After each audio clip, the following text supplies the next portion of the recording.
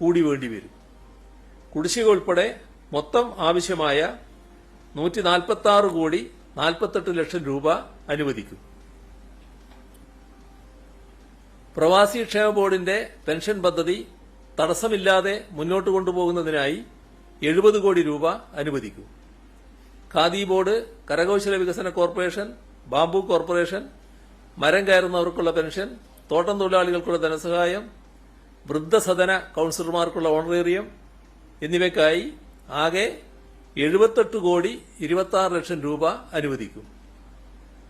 Budget വിഹിതമില്ലാത്ത Surabhi, Hanveev, Hantex എന്നീ സ്ഥാപനങ്ങൾക്ക് കുടിശ്ശിക തീർക്കുന്നതിനായി 20 കോടി 61 ലക്ഷം രൂപ നൽകും. ഒരിക്കൽ കൂടി പറയാണ്, 2016 2021 സത്യപ്രതിജ്ഞ ചെയ്ത് അധികാരമേൽക്കുമ്പോൾ ഞങ്ങൾ ജനങ്ങൾക്ക് നൽകിയ ഉറപ്പുകളുണ്ട്. അവ ഒന്നൊന്നായി നടപ്പാക്കുന്നതിൽ ഒരു വിട്ടുവീഴ്ചയും ഉണ്ടാകില്ല എന്നതാണ് ഈ 10 വർഷക്കാലത്തെ അനുഭവം. മുൻകാലങ്ങളിലെ പതിവ് മാറ്റി 2021 കേരളത്തിലെ ജനങ്ങൾ തീരുമാനിച്ച ഭരണ തുടർച്ചയാണ് ഏത് പ്രതിസന്ധികളെയും മറികടന്നുകൊണ്ട് മുന്നോട്ടു പോകാനുള്ള വർദ്ധിച്ച കരുത്ത് നമ്മുടെ നാടിന് നൽകിയത്. ജനങ്ങളുടെ അകമഴിഞ്ഞ പിന്തുണയോടെ നവകേരളം കെട്ടിപ്പടുക്കുന്നതിനുള്ള ദൃഢനിശ്ചയവുമായി സർക്കാർ മുന്നോട്ടു പോവുക തന്നെ ചെയ്യും. ഇത്രയും കാര്യങ്ങളാണ് നോക്കാൻ.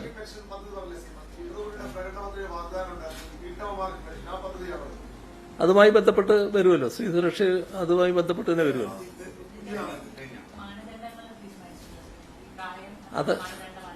അത് പറഞ്ഞല്ലോ, അതിന്റെ വ്യക്തമായി പറഞ്ഞല്ലോ, കൃത്യമായ വയസ്സ് പറഞ്ഞല്ലോ.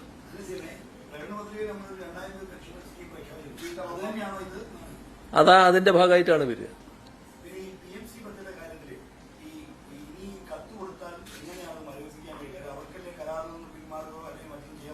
അതിപ്പോ തീരുമാനമായി. അതിന്റെ ബാക്കി കാര്യങ്ങൾ ഇനി ഞങ്ങൾ ചർച്ച ചെയ്ത് ഒരു നിലപാടെടുത്തു. മന്ത്രിസഭയിലും അതിന് മുന്നണിയിലും ഒക്കെ വിശദമായി ചർച്ച ചെയ്യാതെ തിരുത്തപ്പെട്ട വിദ്യാഭ്യാസ വകുപ്പിനെ ഇത് ഒപ്പിടേണ്ടി വന്നോ? അതുകൊണ്ടാണോ ഇപ്പൊ ഇത് താൽക്കാലികമായി മരവിപ്പിക്കേണ്ട ഒരു സാഹചര്യത്തിലേക്ക് എത്തിയത്? ഇപ്പൊ ഏതായാലും മരവിപ്പിച്ചല്ലോ. അല്ല, മരവിപ്പിക്കാച്ച റിവ്യൂ ചെയ്യുന്നുണ്ടല്ലോ. ആ റിവ്യൂ ചെയ്യുന്ന സാഹചര്യത്തിൽ ഇപ്പൊ അതിന്റെ മറ്റു വിശദാംശങ്ങളിലേക്ക് പോകാതിരിക്കലാണ് നല്ലത്. അതിന്റെ കാര്യം അതെ, അതിന് നിങ്ങൾക്ക് ധാരാളം സംശയങ്ങൾ അതുമായി ബന്ധപ്പെട്ടുണ്ടാവും. പക്ഷെ ഇപ്പൊ ഒരു നിലപാടെടുത്തല്ലോ. ആവശ്യമായ കാര്യങ്ങളെല്ലാം പൊതുസമൂഹത്തിന് മുന്നിൽ ഉയർന്നു വന്നല്ലോ.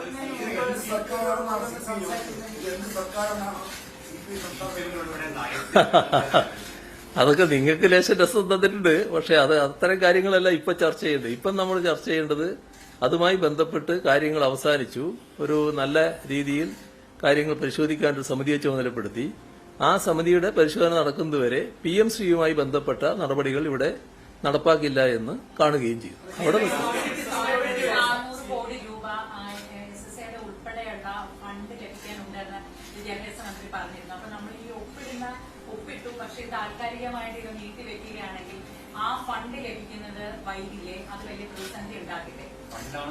ആ കാര്യങ്ങളൊക്കെ ചർച്ച ചെയ്യാനാണല്ലോ ഇപ്പോൾ ഒരു സമിതി വന്നിട്ടുള്ളത്. ആ സമിതി വന്ന സാഹചര്യത്തിൽ ഇനി അതുമായി ബന്ധപ്പെട്ട് മറ്റു കൂടുതൽ അഭിപ്രായങ്ങൾ ഇപ്പൊ പറയുന്നത് ഒരു നല്ല കാര്യമല്ല. അത് പിന്നെ പെട്ടെന്ന് തന്നെ വരുമല്ലോ. ഇപ്പൊ പെട്ടെന്ന് പറഞ്ഞാൽ നമ്മളെല്ലാരും ഇനി കുറച്ചുനാൾ കഴിഞ്ഞാല് വലിയ തിരക്കിലാവുമല്ലോ. അതിന്റെ എല്ലാം അതിന്റെ തിരക്ക് കഴിഞ്ഞിട്ട് കാര്യങ്ങൾ നടക്കുമല്ലോ.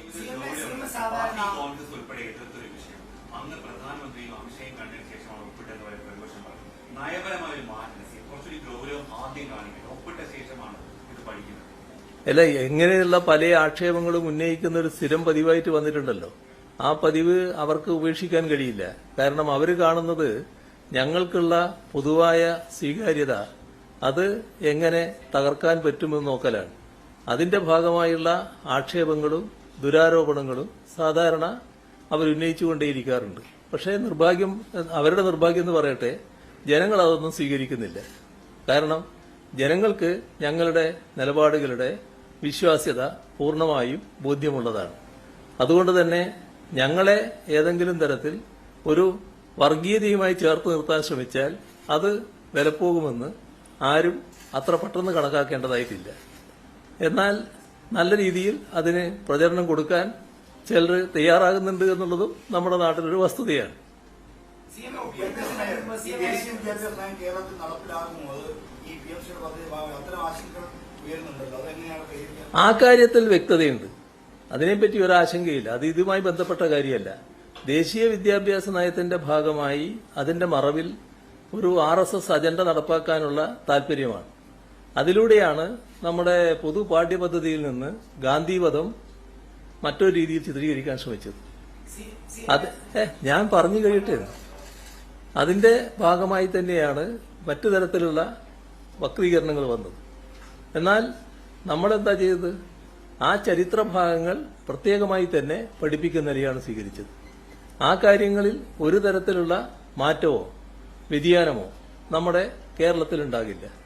കാരണം അത്തരം നയങ്ങളോട് വിട്ടുവീഴ്ചയില്ലാത്ത നിലപാടാണ് ഞങ്ങൾ സ്വീകരിക്കുന്നത്. അപ്പോൾ ഇന്ത്യ രാജ്യത്ത് ഇത്തരമൊരു നിലപാട് സ്വീകരിച്ച ഏക സംസ്ഥാനം മാത്രമേ ഉള്ളൂ. അത് നമ്മുടെ സംസ്ഥാനമാണ്. അത് തുടരുക തന്നെ ചെയ്യും. പദ്ധതിയിൽ ഒപ്പിടുന്നതിന് മുമ്പ് തന്നെ CPIയോട് ഒരു ചർച്ച നടത്തിയിരുന്നുവെങ്കിൽ ഈ ഒരു അവസ്ഥ ഉണ്ടാവുക. സാധാരണ മുഖ്യമന്ത്രി ഒരു തീരുമാനം എടുത്തു കഴിഞ്ഞാൽ അതിൽ നിന്ന് പിന്നോട്ട് പോകുന്ന ആളല്ല. ഇതിപ്പോ വലിയ നാണക്കേടായില്ലേ സമൂഹത്തിൽ? അവരോട് ചോദിക്കാമായിരുന്നില്ല. എന്താ അതിന്റെ? ഏതായാലും ഇതുമായി ബന്ധപ്പെട്ട് കാര്യങ്ങളിലും ചർച്ച ചെയ്ത് തീരുമാനമായല്ലോ. ഇപ്പൊ അതിലേക്ക് നമ്മൾ പോകാതിരിക്കലാണ് നല്ലത്. നമ്മൾ ഈ ദേശീയ വിദ്യാഭ്യാസ നയം നടപ്പാക്കില്ലെന്ന് അങ്ങ് ആവർത്തിച്ച് പറഞ്ഞിട്ടുണ്ട്. എങ്കിൽ ഈ കരാറിൽ implemented in entirety and the entire state എന്ന് അവർ ആദ്യം ഒരു വരിയായിട്ട് ആ കണ്ടീഷൻസിൽ എഴുതി വെച്ചിട്ടുണ്ട്. അപ്പൊ അത് സംസ്ഥാനങ്ങളെ ഒരു തരത്തിൽ സമ്മർദ്ദത്തിൽപ്പെടുത്തി അതിപ്പോഴും ഒപ്പിടിക്കാനായിട്ട് ഉള്ള ഒരു തന്ത്രമല്ലേ? അല്ല, അതിന്റെ സാഹചര്യങ്ങളെ കുറിച്ച് വിശദീകരിക്കാനല്ല ഞാനിപ്പോൾ ഉദ്ദേശിക്കുന്നത്. ആ സാഹചര്യങ്ങൾ വിശദീകരിക്കുന്നത് ഇന്നത്തെ നിലയിൽ ഒരു നല്ല കാര്യമല്ല. അതുകൊണ്ടാണ്. കാരണം ഇപ്പൊ അതുമായി ബന്ധപ്പെട്ട് പൊതുവിൽ തീരുമാനിച്ചിട്ടുള്ളത് ഇത് നമ്മൾ റിവ്യൂ ചെയ്യുന്നു. ആ റിവ്യൂ ചെയ്യുന്നതിന്റെ ഭാഗമായി തൽക്കാലം ഈ ഘട്ടത്തിൽ തീരുമാനം ഒരു കമ്മിറ്റി വന്നല്ലോ. ആ സബ് കമ്മിറ്റിയുടെ പരിശോധന പൂർത്തിയാകുന്നതുവരെ PMC പദ്ധതി ഇവിടെ നടപ്പാകുന്നില്ല. അങ്ങനെയൊരു നിലപാട് എടുത്തു കഴിഞ്ഞ സാഹചര്യത്തിൽ പിന്നെ അതിന്റെ മറ്റു കാര്യങ്ങൾ ഞാനിപ്പോൾ പറയുന്നത് അത് ഗുണകരമായൊരു കാര്യമല്ല. അതാണ് നിങ്ങൾ മനസ്സിലാക്കുന്നത്.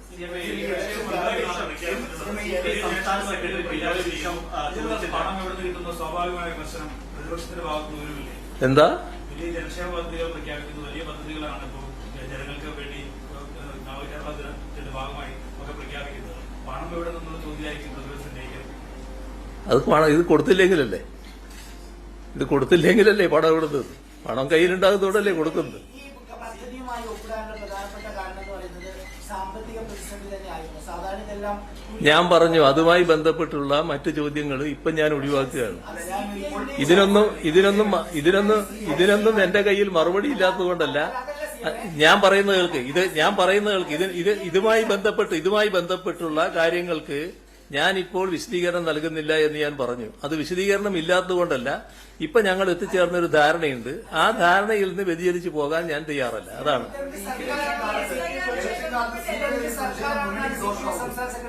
അതല്ലേ നേരത്തെ ഒരാൾ ചോദിച്ചത്. നിങ്ങൾ മൈക്ക് വെച്ച് ചോദിക്കുന്നത് മാത്രമേ ഉള്ളൂ. മൈക്കില്ലാതെ നേരത്തെ ചോദിച്ചില്ലേ? നിങ്ങൾ മൈക്ക് ചോദിക്കുന്നതുകൊണ്ട് മാത്രം ഞാൻ അതിന് മറുപടി പറയൂ.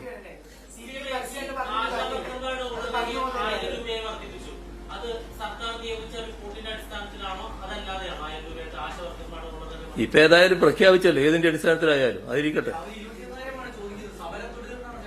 അതൊക്കെ അവരെ കാര്യം വെച്ചല്ല ഞാൻ പറയുന്നത്. BJP അധ്യക്ഷൻ ഒരു പത്രസമ്മേളനം നടത്തുന്ന കുറച്ച് മുമ്പ് ഈ അതിദാരിദ്ര്യ മുക്ത പദ്ധതിയുമായി ബന്ധപ്പെട്ട് എല്ലാം സെൻട്രൽ ഗവൺമെന്റിന്റെ സ്കീമുകൾ കേരള ഗവൺമെന്റ് തട്ടിയെടുത്ത് മെയിനി നൽകുകയാണെന്നും ഇതിനേക്കാൾ ഒരുപാട് ആളുകളെ മറ്റു സംസ്ഥാനങ്ങളിൽ അതിദാരിദ്ര്യത്തിൽ നിന്ന് മോഡി സർക്കാർ മുക്തമാക്കിയിട്ടുണ്ടെന്നുമാണ് പറഞ്ഞിട്ടായിരുന്നു പദ്ധതി വേണം. അതിൽ ശ്രീനിവാസൻ പറയുന്നത് നല്ലതല്ലേ? അങ്ങനെ ഉണ്ടെങ്കിൽ ഏറ്റവും നമുക്കെല്ലാവർക്കും സന്തോഷിക്കാമല്ലോ. നമ്മുടെ നാട് മാത്രമേ നന്നാകാൻ പാടുള്ളൂ നമുക്കുണ്ടോ? എല്ലാ നാടും നന്നായി വരട്ടെ. പക്ഷെ എവിടെയാണെന്ന് പറയണ്ടേ? ഇങ്ങനെ മൊത്തം പറഞ്ഞാൽ മതിയോ? ഈ കണക്കുകൾ ഞങ്ങളതല്ലാരും ഇന്ത്യ ഗവൺമെന്റ് തന്നെയല്ലേ. ഇന്ത്യ ഗവൺമെന്റ് കണക്ക് വരുമ്പോൾ നമ്മളാണല്ലോ പല കാര്യങ്ങളിലും മുൻപന്തിയിൽ നിൽക്കുന്നത്. ഇപ്പൊ ഈ നിലയിൽ എത്തിയിരിക്കുന്നു. ഇതിന്റെ ഗുണഫലം നമ്മുടെ നാടിന് മാത്രമല്ലല്ലോ, രാജ്യത്തിനാകെയല്ലേ വരുന്നത്. അതിദാരിദ്ര്യമുക്തമായ ഒരു പ്രദേശം, അത് ഇന്ത്യ രാജ്യത്ത് കേരളം എന്നൊരു സംസ്ഥാനമുണ്ട് എന്നല്ലേ ലോകം കാണുക. അപ്പോൾ ഇന്ത്യ രാജ്യത്തിനകത്ത് അതിദാരിദ്ര്യമുക്ത പ്രദേശം ഉണ്ട് എന്നല്ലേ വരും. അപ്പോൾ ഇന്ത്യക്കല്ലേ ക്രെഡിറ്റ്. ഇപ്പൊ നമ്മള് വിഴിഞ്ഞം പോർട്ട് ഉണ്ടാക്കി. വിഴിഞ്ഞം പോർട്ട് കേരളത്തിൻ്റെതാണോ? രാജ്യത്തിന്റെ പോർട്ടായിട്ടല്ലേ പുറത്തറിയപ്പെടുക. ഇപ്പൊ രാജ്യത്തിന്റെ ഒരു അഭിമാന സ്തംഭമായിട്ടല്ലേ അത് മാറുന്നത്. അപ്പൊ നമ്മൾ ഒരു നേട്ടമുണ്ടാക്കുന്നു എന്ന് പറയുമ്പോൾ അത് നമ്മുടെ സങ്കുചിതമായ ഒരു നേട്ടം മാത്രമല്ല, നാടിന്റെ സങ്കുചിതമായ ഒരു നേട്ടം മാത്രമല്ല, രാജ്യത്തിന്റെ തന്നെ നേട്ടമായിട്ടല്ലേ അത് മാറുന്നത്. ആ നിലക്കല്ലേ അതിനെ കാണേണ്ടത്. ഈ കാര്യത്തിലുള്ള സഹായം ഉണ്ടെങ്കിൽ നല്ലത് തന്നെ. നമുക്കിപ്പോൾ ഒരു സഹായവും നിഷേധിക്കേണ്ട കാര്യമില്ല. പക്ഷെ ഏതൊക്കെ സഹായമാണെന്ന് അതിന്റെ കൂടെ പറയുന്നത് നല്ലതാണ് എന്ന് മാത്രം.